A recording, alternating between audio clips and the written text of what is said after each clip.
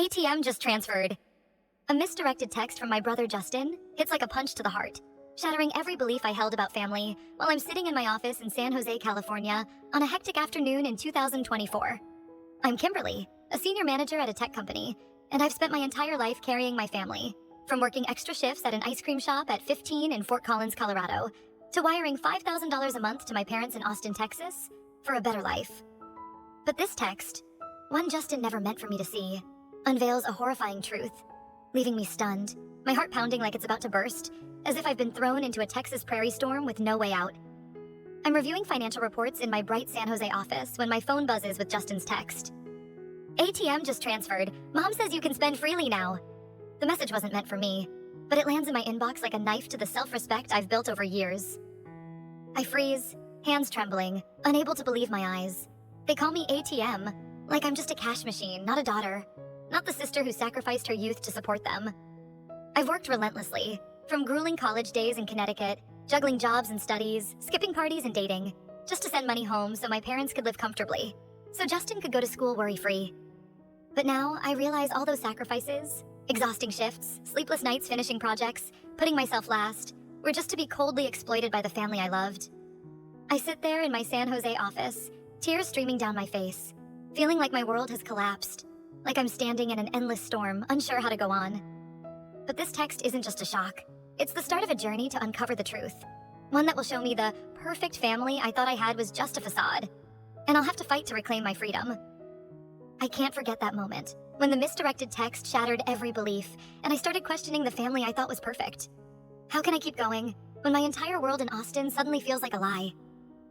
I start questioning the family I once thought was perfect, after a misdirected text from Justin calling me an ATM shatters every ounce of trust. After that day, I stood frozen in my office in San Jose, California, realizing I was just a cash machine to the family I sacrificed my youth to support. To understand why this betrayal cut so deep, I have to go back to my childhood in Fort Collins, Colorado, where I grew up in a middle-class family. Warm on the outside, but hiding tensions I never wanted to face, like the cold winds sweeping across the Texas plains, carrying a chill I couldn't anticipate. Those years didn't just shape my pain. They fueled the fire that drove me to fight for my freedom later on. I grew up in a small but tidy house in Fort Collins, where my parents worked hard to keep up the perfect family image for neighbors and friends. My mom, with her radiant smile and family photos, always threw lavish birthday parties, but behind closed doors she'd sigh with exhaustion, stressing about money. My dad, an engineer at a company in Denver, worked late, bringing home enough to keep us comfortable, but he was always on edge, snapping whenever Mom mentioned bills. Justin, my brother, 4 years younger, and I would play in the backyard, but I quickly learned I had to be the grown-up in the family. Even as a kid. I remember Mom crying in the kitchen, saying we could lose the house if we didn't pay off debts. And me, just 10 years old, feeling an invisible weight on my shoulders. I always thought our family was a tight unit. Loving parents, happy kids. But looking back, I see the red flags I ignored. Justin was always spoiled. Never had to lift a finger while I was expected to be perfect, to hold it all together, like I was the only one who could keep our family from falling apart. Those tensions, the fights over money, the lies to neighbors that everything's fine, quietly shaped me, turning me into someone who put family above everything, even if it meant sacrificing myself. But how could I have known that those sacrifices, like working part-time at 15 to hand over cash to Mom, would turn me into a cash machine in the eyes of the family I once thought was perfect? The sacrifices I made working extra jobs at 15 to give money to Mom turned me into a cash machine in the eyes of the family I thought was perfect. After years growing up in a middle-class home in Fort Collins, Colorado, warm on the outside but tense within, after I started questioning them because of a misdirected text calling me ATM. I can't forget the weight on my shoulders at just 15, like a cold wind sweeping through a Texas prairie, forcing me to grow up before I was ready, just to keep our family from falling apart. Mom would cry in the kitchen, worrying about money, saying we could lose the house if we didn't pay off debts. And I, though just a kid, felt I had to do something to help. I landed my first job at a small ice cream shop in downtown Fort Collins, working 20 hours a week after school, serving customers with a forced smile while my feet ached from long shifts. Each shift earned me $7.25 an hour, the minimum wage back then, and I was proud to bring home $145 a week, handing most of it to Mom for electric bills, water, or groceries. I remember coming home late, hands freezing from washing ice cream scoops in icy water, but Mom would only say, "Thanks, honey, but we're still short this month. We need more." I nodded, never complaining, even though I missed hanging out with friends, school basketball games, and my dream of joining the drama club I loved. Justin, my brother, 4 years younger, Was always coddled by our parents, never asked to lift a finger while I carried the load, like I was the only one who could keep this family afloat. I sacrificed my youth, giving up carefree days to be the adult in the house, because I thought it was my duty. Because I wanted my parents to stop worrying. Wanted our family to be as happy as the facade they kept up for the neighbors in Fort Collins. But I never imagined those sacrifices, grueling extra shifts, putting myself last, would turn me into a cash machine in their eyes. A role I'd keep playing even after leaving Fort Collins for college in Connecticut, where I continued juggling school and work to send money home. I didn't know that those college years of working and studying would drain me even more, as I gave up the joys of youth to carry my family. My college years of working and studying left me burned out, as I sacrificed my youth's joys to support my family. After years of working part-time since I was 15 in Fort Collins, Colorado, handing over nearly all my earnings from the ice cream shop to mom for bills, only to become a cash machine in their eyes. I left Fort Collins with a partial scholarship to study computer science at a university in Storrs, Connecticut, hoping it would be my chance to build a future, but I never expected the family burden to keep weighing me down, like a cold wind cutting through the Texas plains, never letting me truly be free. I arrived in Connecticut in the fall of 2017, just 18, but I had no time to enjoy college life like my peers. No parties, no dating, no clubs. I juggled school and work, rushing across campus to classes, then hurrying to a nearby coffee shop, working 30 hours a week at $10 an hour, making about $300 a month to send to my parents in Austin, Texas. I remember late nights in the dorm, when my roommate threw birthday parties or went to football games while I sat alone with my laptop, finishing coding assignments, eyes stinging from lack of sleep. But I didn't dare rest because I knew if I didn't work, my family couldn't afford to get by. Mom would call, not to check on my studies, but to ask, "Did you send the money this month?" And I'd always say, yes, even if it meant eating instant noodles all week to save cash. Justin, my younger brother, stayed carefree, never having to lift a finger, but I never blamed him, thinking it was my job, as the older sister, to hold the family together, like I'd done since I was 15. I gave up my youth's joys, first dates, road trips, or just a good night's sleep, to make sure my parents could pay bills, so Justin could go to college without a care. But I didn't realize I was turning myself into the family's cash machine, a role I'd keep playing even after graduating and achieving major success in tech, becoming a senior manager at a company in California and sending $5,000 a month home. I thought that success would make my family proud, but how could I have known they'd just exploit me more, turning me into an ATM for their lavish lifestyle?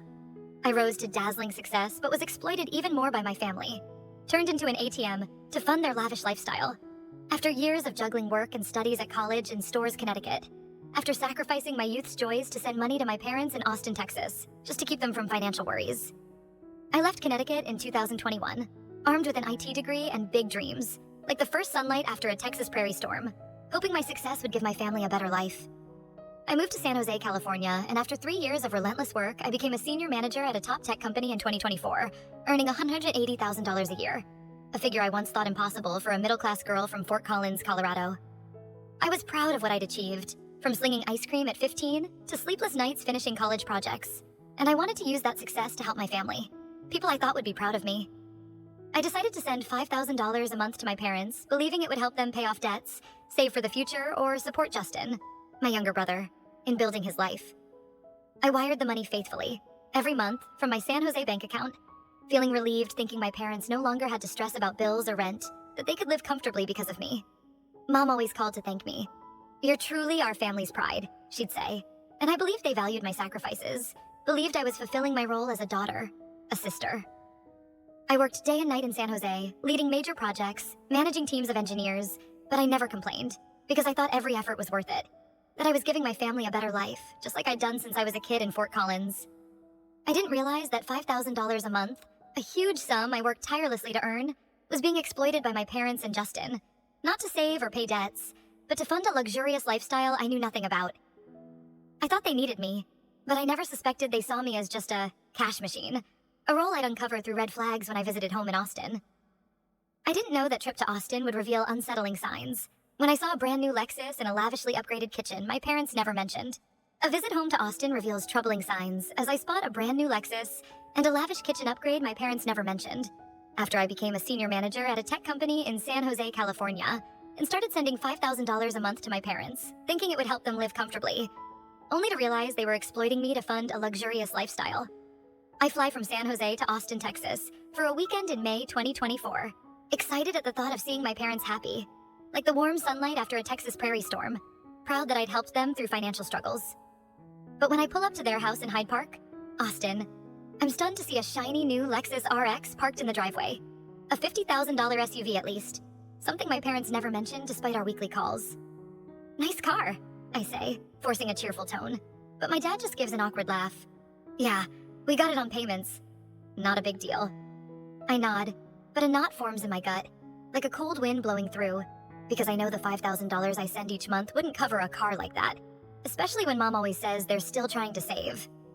Then I step inside and the unease grows as I see the kitchen completely redone. A smart fridge, gleaming granite countertops, and a modern chandelier over the dining table, all looking freshly installed, easily costing tens of thousands. The kitchen looks amazing, I say, but Mom brushes it off. Yeah, just a little upgrade. Not much. I force a smile, but questions flood my mind. Why didn't they mention these huge changes? Why do they say they need my money to get by, yet splurge like this? I look around the house, the place I've been sending $5,000 a month to, so they could live comfortably, but now I feel like I'm standing in the middle of a storm I can't escape. As if everything I believed about my family was a lie. I don't know yet that these are just the first signs, and I'll soon discover that Justin, my brother, is also living large without working, thanks to the money I sacrificed my youth to earn. I never imagined Justin, who doesn't have a job, could spend so freely, and I start to suspect my family is hiding something much bigger from me. Justin, jobless, spends freely, making me suspect my family's hiding something bigger.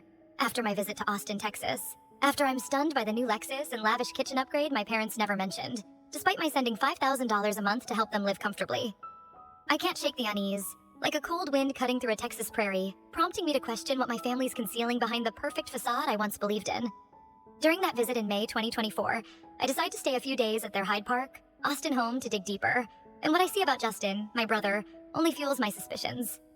Justin, 4 years younger, should be working after college, but I find out he quit his job 6 months ago, doing nothing but lounging at home, gaming, and hanging out with friends. I see him in the living room, sprawled on a new sofa with a shiny new PS5, wearing a hoodie and an Apple Watch I know costs over $400. What are you up to, Justin? I ask, keeping my voice steady, though I'm seething inside. Oh, I quit my job. It wasn't for me, he replies, eyes glued to his game. Took my girlfriend out to dinner downtown Austin last night. I had a blast. I nod, but it feels like a knife in my chest. I work day and night in San Jose to send $5,000 a month home, thinking it helps my parents pay debts. But Justin's living large, spending freely without a job, as if my money's his lifeline. I think back to when I sacrificed my youth, working at an ice cream shop at 15 in Fort Collins, Colorado, then grinding through college in Storrs, Connecticut, never spending a dime on myself, just so my family could live comfortably. But now, Justin doesn't know the value of hard work, doesn't feel the weight I've carried for years, and I start to wonder, is the money I send really going to debts, or just fueling his irresponsibility? The unease, like an unstoppable storm, drives me to probe deeper, and I never expect that even bigger secrets will soon surface when I find a strange flyer my parents try to hide. I didn't know a Bahamas travel flyer, and my parents' lies would unravel a more horrific truth, forcing me to face the greatest betrayal of my life. A Bahamas travel flyer and my parents' lies unravel a truth more horrifying, forcing me to face the greatest betrayal of my life. After suspecting my family was hiding something bigger, after seeing Justin live lavishly without working, spending freely with the money I sent, after my visit to Austin, Texas, where I spotted a new Lexus and a luxurious kitchen. I can't shake the unease, like a cold wind cutting through a Texas prairie, pushing me to dig deeper for the truth, even though I know what I uncover might destroy the last of my faith in my family. On the second day of my visit in May 2024, I stumble across a Bahamas travel flyer on the kitchen table in their Hyde Park, Austin home. A glossy ad for a luxury resort, with turquoise beaches, lavish villas, and a starting price of $10,000 for a week. I pick it up, heart pounding, wondering why my parents have this when they always claim they're still saving with the $5,000 I send each month. What's this? I ask, voice shaky, trying to stay calm. Mom snatches the flyer from my hand, her eyes flickering with panic. Oh, just some junk mail. Someone sent it by mistake. But I don't buy it. The flyer's creased, like they've poured over it, and I know she's lying. Dad jumps in, his tone forced. Yeah, we can't afford the Bahamas. We just remodeled the house, you know that. But I sense they're hiding something because the new kitchen, the new Lexus, and Justin's cushy lifestyle can't be covered by savings like they claim. It feels like a knife to the gut, as if all my sacrifices, working at an ice cream shop at 15 in Fort Collins, Colorado, sleepless nights at college in Storrs, Connecticut, and grueling hours in San Jose to send $5,000 a month, were exploited to bankroll their extravagance while they lied that they needed the money to get by. The betrayal, like an unstoppable storm, drives me to search for more proof, even though I know the truth might hurt even worse. I never expected another misdirected text from Justin would soon surface, exposing the full horrific truth about how my family calls me ATM and plans to milk me for more. I didn't know the next misdirected text from Justin would completely shatter my trust, as I demand he show evidence to confront the whole family. Another misdirected text from Justin obliterates my trust, as I demand proof to confront the whole family. After discovering the Bahamas travel flyer and my parents' lies, after suspecting they're hiding a bigger secret. Following my visit to their house in Austin, Texas, where I saw their lavish lifestyle funded by my money. I can't stand the sting of betrayal, like a raging storm on the Texas plains, driving me to face the truth, even though I know it could destroy everything I've ever believed in. On the final morning of my visit in Austin in May 2024, I'm sitting in the living room of their Hyde Park home, trying to stay calm despite my heart pounding with suspicion. My phone buzzes with another text from Justin, another mistake he never meant for me to see. Mom, has the ATM sent the $5,000 yet? I need cash to book the Bahamas tickets. The message hits like a punch to the chest, leaving me frozen, hands trembling, unable to believe my eyes. Justin not only calls me ATM again, but reveals their plan to use my money for the luxury vacation my parents lied about, claiming it wasn't real when I asked about the flyer.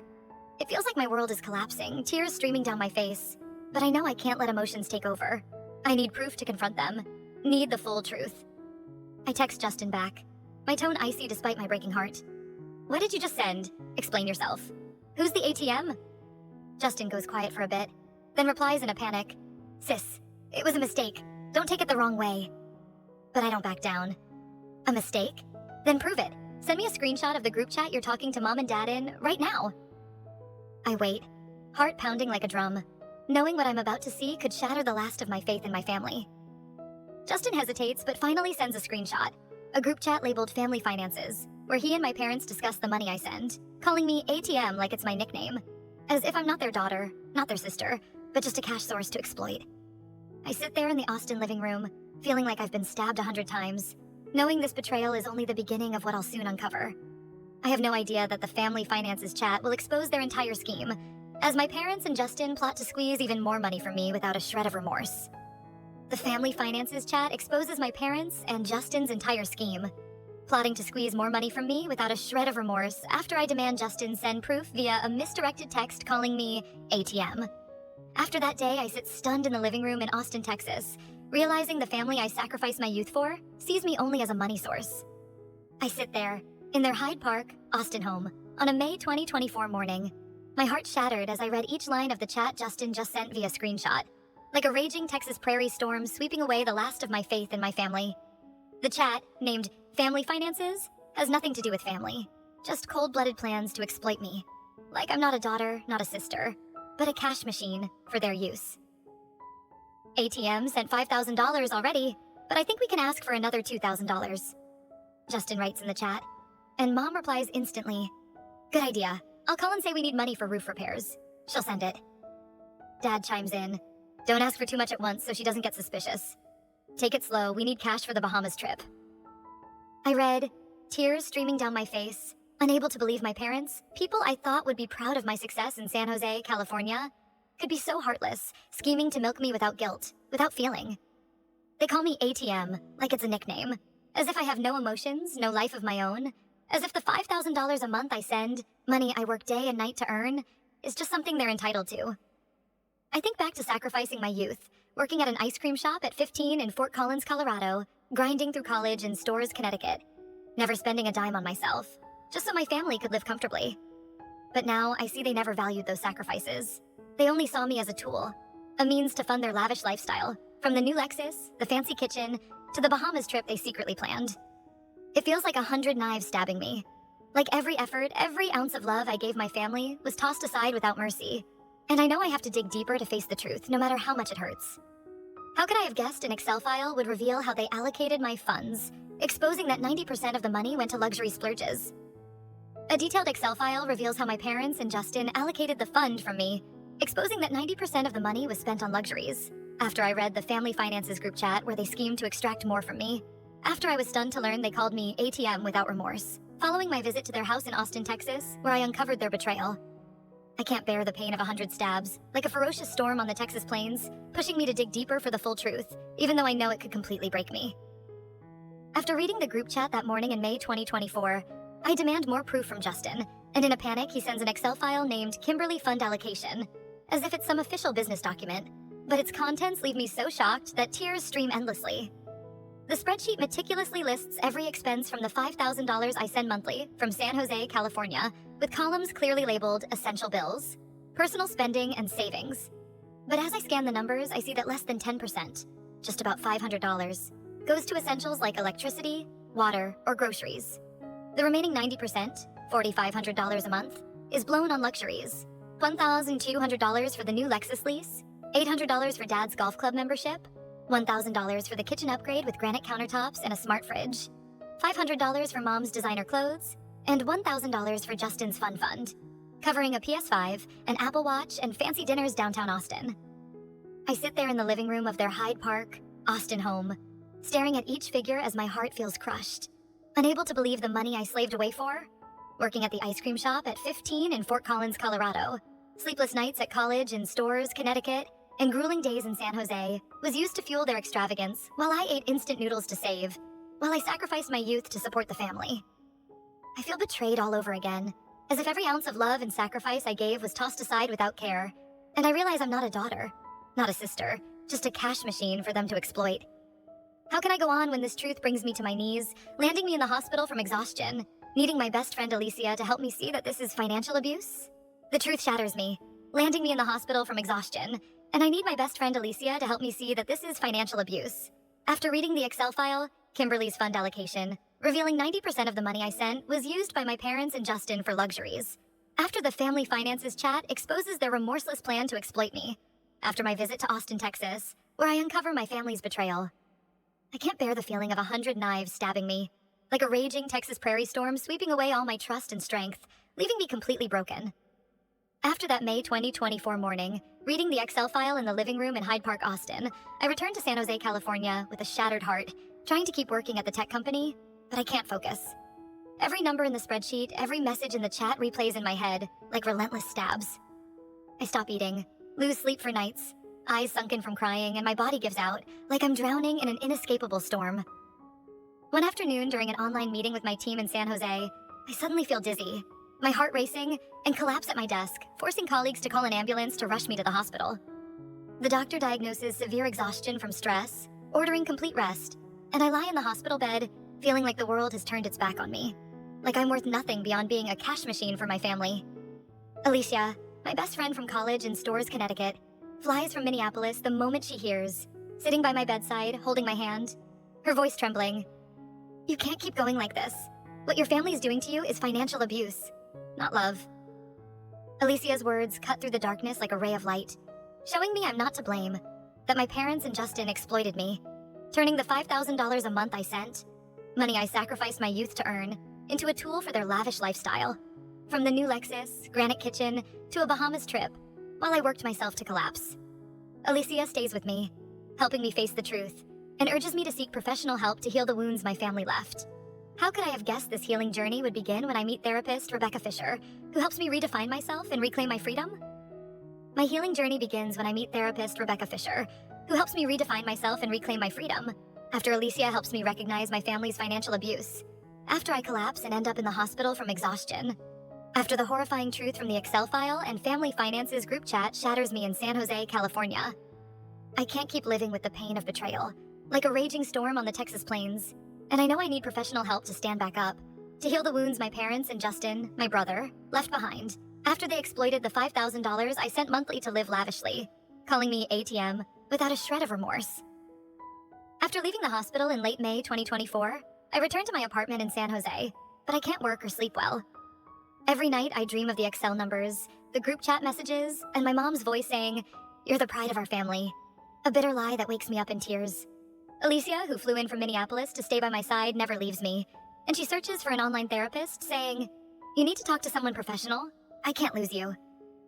I agree, though hesitant at first, and start virtual therapy sessions with Dr. Rebecca Fisher, a psychologist in Minneapolis, in early June 2024. Rebecca, with her warm voice and empathetic eyes through the screen, listens to my story without judgment.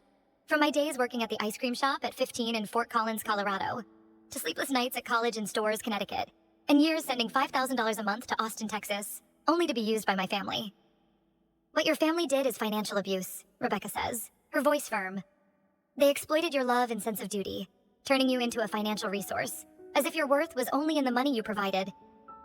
Her words are like a ray of light, showing me I'm not to blame, that I don't deserve to be called ATM, that I'm worthy of love for who I am, not what I can give. Rebecca guides me to redefine myself, not as the cash machine my family labeled me, but as a strong, independent woman full of value. She teaches me to set boundaries, to forgive myself for letting them use me so long, and to heal the wounds I've carried for years. With each session, I feel a weight lifting, like the first sunlight after a Texas prairie storm, giving me hope that I can find freedom, that I can live a life free from those who hurt me. I know this healing journey won't be easy, but I'm ready to face it, because I want to live for myself, not the family that betrayed me.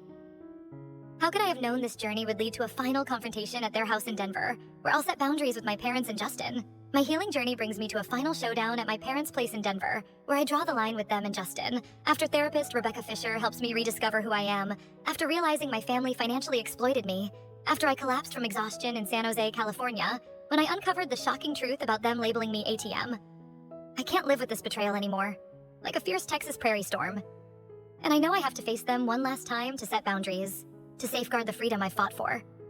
After weeks of online therapy with Rebecca in June 2024, I feel ready to confront them, and I set up a meeting at their house in Denver on a late July 2024 day, armed with proof from the Family Finances chat and the Kimberly's Fund Allocation Excel file. I capped the meeting at 2 hours, recorded all to protect myself, and bring Alicia, my best friend from Minneapolis, as backup to keep my emotions in check. I walk into their Capitol Hill, Denver home, heart racing, but I keep my cool, place my laptop on the table, and pull up the Excel file, laying out every figure. 90% of the $5,000 I sent monthly went to extravagances, from the new Lexus, granite kitchen, to a Bahamas getaway. This proves you and Justin used me, I say, voice shaking but firm. I'm not an ATM. I'm your daughter, but you never treated me like one. My parents sit on the couch, their faces betraying a flash of panic. But Mom jumps in quick. You've got it all wrong. We just wanted to live better. Justin pipes up, all defensive. Sis, you're loaded. Family's supposed to help each other, right? But I'm done letting them twist my head. Rebecca taught me love isn't about using people, and family doesn't get a free pass to exploit me just because I made it. I sent $5,000 a month from San Jose, gave up my youth to carry this family. But I'm done, I say, my voice stronger than ever. I'm setting boundaries. No more money. My parents and Justin glare at me, eyes full of rage, but I stand my ground, knowing this is my first step toward real freedom. How could I have guessed they'd dodge and blame me? But I'm prepared to cut off all financial support, even if it means losing the family I once cherished. My parents and Justin deny and blame me, but I'm ready to cut off all financial support, even if it means losing the family I once loved. After a confrontation at their house in Denver, where I brought proof from the Family Finances group chat and Excel file, setting boundaries with them on a late July day in 2024, following my healing journey in San Jose, California. I can't let them exploit me anymore, like a ferocious storm on the Texas plains. And I know this is the final step to true freedom. In the living room of their Capitol Hill, Denver home, I stand before my parents and Justin, my voice steady despite my heart trembling with emotion. I've made it clear. I'm done sending money, and I need you to respect this boundary. Mom instantly snaps, her voice dripping with outrage. What are you saying? You can't do this, you're my daughter. You're supposed to help your family. Dad cuts in, his eyes icy. Who do you think you are setting boundaries? Without us, you'd be nothing. Justin, slouched on the couch, piles on with an accusing tone. Sis, you're so selfish, we're family. How can you abandon us like this? But I don't waver. I've learned from my therapist, Dr. Rebecca Fisher in Minneapolis, that love isn't exploitation, that I'm not their ATM, and I'm not obligated to sacrifice my life to bankroll their lavish lifestyle, from the new Lexus to the granite kitchen to the Bahamas trip. I'm not selfish, I fire back, my voice stronger than ever. I sent $5,000 a month, worked myself to exhaustion in San Jose, gave up my youth since I was 15 in Fort Collins, Colorado, just so you could live comfortably, but you only saw me as a money source. I can't keep doing this. My parents push back, claiming they just wanted a better life, that I misunderstood their good intentions, but I don't let them manipulate me anymore. I've seen the proof in the group chat, in the Excel file, that 90% of my money went to luxuries, not essentials. I stand, turn off my recording, and walk out of the house, feeling a massive weight lift, like the first sunlight after a storm, bringing me a freedom I've never known. How could I have guessed the next step would be rebuilding my own finances when I enlist advisor Rachel in California and discover my credit cards were also being misused? The next step is rebuilding my own finances, as I enlist advisor Rachel in California to check my accounts and discover misused credit cards. After cutting off all financial support to my parents and Justin, following the confrontation at their house in Denver, where I set firm boundaries with the family that called me ATM in Austin, Texas. I can't let them control my life anymore, like a raging storm on the Texas plains, and I know I must reconstruct my finances to be truly free, to live a life I own. After the Denver meeting in July 2024, I returned to San Jose, California, feeling relieved but anxious. I've stopped the $5,000 monthly payments, but I don't know what financial legacy my family left me. I turned to Rachel, a financial advisor in San Jose recommended by my best friend Alicia from Minneapolis, to audit my finances in August 2024. Rachel, with sharp eyes and a professional tone, sits across from me in her small downtown San Jose office, opens her laptop, and asks for all my account details, from bank accounts to credit cards. "We need to check if your family is still exploiting you through joint accounts," she says. And I nod, heart pounding, dreading what we'll find. After hours of digging, Rachel looks at me, her face grim. "You have a joint credit card with your parents, and they've racked up $15,000 in the past 6 months. Electronics, plane tickets, golf club memberships, all in your name." I'm stunned, tears welling up, unable to believe my parents stooped this low. Not only did they use the $5,000 I sent monthly for their lavish lifestyle, but they secretly spent on my credit card, leaving me with debt I didn't know about. Rachel helps me close the joint credit card immediately, open new accounts in my name only, and create a plan to pay off the $15,000 within a year, leveraging my senior manager's salary in San Jose. She also teaches me how to monitor my credit, protect my finances, and build an emergency fund to never be exploited again. I feel a weight lift, like blazing sunlight after a storm, knowing I'm taking back control of my finances, step by step, rebuilding a life I command. How could I have guessed the next step would be hiring a legal advisor to draft a cease support letter, setting clear boundaries with my family, and protecting myself? The next step is hiring a legal advisor to draft a cease support letter, setting clear boundaries with my family and protecting myself, after rebuilding my finances with Rachel's help, after discovering my parents misused my credit card for $15,000 in debt, after cutting off all financial support in San Jose, California. I can't let my family control my life anymore, like a raging storm on the Texas plains, and I know I must legally protect myself to be truly free, to live a life I own. After working with Rachel in August 2024, I realized that cutting off financial support to my parents and Justin in Austin, Texas, isn't just an emotional decision. It needs legal reinforcement to avoid future trouble. Rachel refers me to a trusted lawyer in San Jose, and I arrange a meeting in early September 2024. I walk into the lawyer's office in downtown San Jose, heart pounding, but determination rises as I meet Elena Martinez, a woman with a steady voice and confident gaze. "We need to draft a formal cease support letter," Elena says, after I share my story. From years of sending $5,000 a month, to my family calling me ATM in their group chat, to their misuse of my credit card. "This letter will state you're no longer financially responsible for your family, and it'll serve as legal proof if they try to sue or pressure you," she explains, her tone resolute. Elena helps me craft the letter, stating I've supported my parents and Justin for years with $60,000 annually, but as of September 2024, I'm ending all financial support and requesting they not contact me for money. She also helps me set legal boundaries, like sending the letter via certified mail for proof of notification, and advises me on handling any legal retaliation from my parents or Justin. "You need to protect your assets," Elena says, "and if they keep harassing you, we can pursue a restraining order." I leave her office with the letter in hand, feeling the final weight lift, like blazing sunlight after a storm, knowing I've shielded myself from those who once called me a cash machine. How could I have guessed the next step would be turning pain into purpose when I established the Williams Future Fund Scholarship to help students like me? I transformed pain into purpose by founding the Williams Future Fund Scholarship to support students like me, after enlisting a legal advisor to draft a cease support letter, after setting clear boundaries with the family that called me ATM in San Jose, California, and rebuilding my finances to live a self-directed life. I don't want the hurt of being exploited by my family. Years sending $5,000 monthly for their lavish lifestyle in Austin, Texas, to remain a permanent scar, but to become blazing sunlight after a Texas prairie storm, bringing hope to others. In October 2024, after stabilizing my finances with Rachel and lawyer Elena's help, I decide to use part of my income to establish the Williams Future Fund, named after my mother's maiden name, to remind myself I've overcome pain without letting it define me. The scholarship aids low-income students like I was, those juggling work and studies, sacrificing youth to support family, as I did from age 15 in Fort Collins, Colorado, through college in Storrs, Connecticut. I seed the fund with $10,000 from my savings, and with colleagues at my San Jose tech company, raise another $20,000 in 3 months. Enough to award scholarships to 5 students in early 2025. Each $6,000 scholarship covers tuition, books, and living costs, letting recipients focus on studies without financial stress, as I had to while sending money to my parents and Justin. I host the first scholarship ceremony at a San Jose community center in March 2025, watching young students accept their awards with hopeful eyes, and my heart feels healed, as if I've turned pain into something meaningful. One freshman girl tells me the scholarship frees her from 30-hour work weeks, letting her pursue her dream of becoming a software engineer like me. I smile, silent tears falling, knowing this act comes from my choice, not obligation, not from feeling indebted as my family once made me feel. The fund doesn't just help others, it restores my self-worth, showing me I'm not a cash machine, but someone who can spark change.